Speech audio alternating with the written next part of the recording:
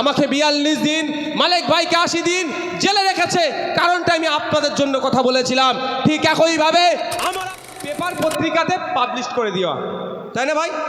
যে এই এই এই 54-55 জন কারা, এদের নাম ঠিকানা, ফোন নাম্বার, যদি নাম ঠিকানা অ্যাড্রেস যদি পান, ফোন নাম্বার দিয়ে দেওয়া, সিবিআইয়ের অফিসিয়াল নাম্বার, যে আপনারা এতে আমাদেরকে পৌঁছাবেন।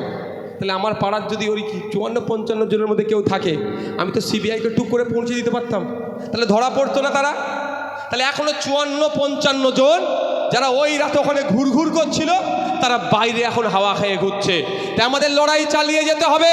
তিলোত্তমা আমাদের জন্য খুন হয়েছে, ঠিক আমরা যেমন এখানে বসে আছি 42 দিন, মালেক ভাই প্রায় 80 দিন জেল খেটেছে, আমাদের নিজের স্বার্থের জন্য নয়, আপনাদের জন্য।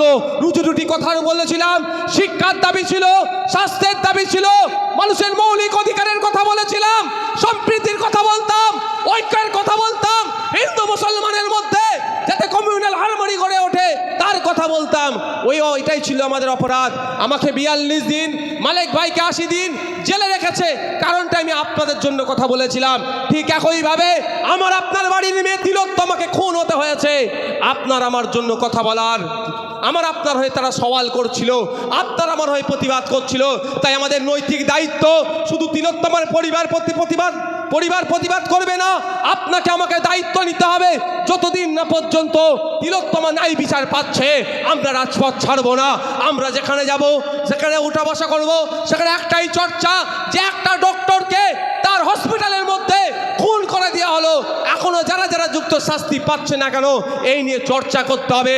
অবিলম্বে সমস্ত কালপিটগুলোকে খুঁজে বার করে ফাঁসির ব্যবস্থা হোক, সর্বোচ্চ শাস্তি পাক, তার দাবি তুলতে হবে।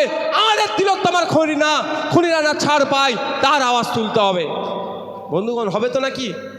না তিলোত্তমা হিন্দু বলে প্রতিবাদ করবেন না? হ্যাঁ, এইটাই তো না হয়ে যায়। একদম ওই বিজেপি তৃণমূলের পাল্লায় পড়ে যাবেন না। ধর্ম দেখে প্রতিবাদ ও ধ্বংসের আলামত, বুঝতে পারছেন? এরা চাইছে বিজেপি তৃণমূল আজকে আলাদা করতে পারলেই তো ওদের লাভ। প্রশ্ন তুলবে তো পারতে হবে তখন তো, যে বাসন্তীর ব্লক হসপিটালের অবস্থা তো খারাপ কেন, বাসন্তীর শিক্ষা প্রতিষ্ঠানগুলোর অবস্থা খারাপ কেন, এইসব বলতে হবে না আলাদা রাখলে। আর যত হিন্দু মুসলমান কাছে আসবে, রাম রহিম এক হয়ে, সরস্বতী ফতেমা এক হয়ে আন্দোলনে নামবে। এটা বিজেপিও চায় না, তৃণমূলও চায় না। মাথায় রাখবেন, আপনারা যত বিভেদ করবেন তত বিজেপি তৃণমূলের লাভ, আর সাধারণ মানুষ এলাকার হিন্দু মুসলমান নির্বিশেষে তাদের ক্ষতি হবে।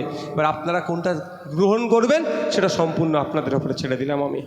বন্ধুগণ, শেষে একদম আসছি, সেটা কি? ওয়াকফ সংশোধনী আইন 2025 কেন আমরা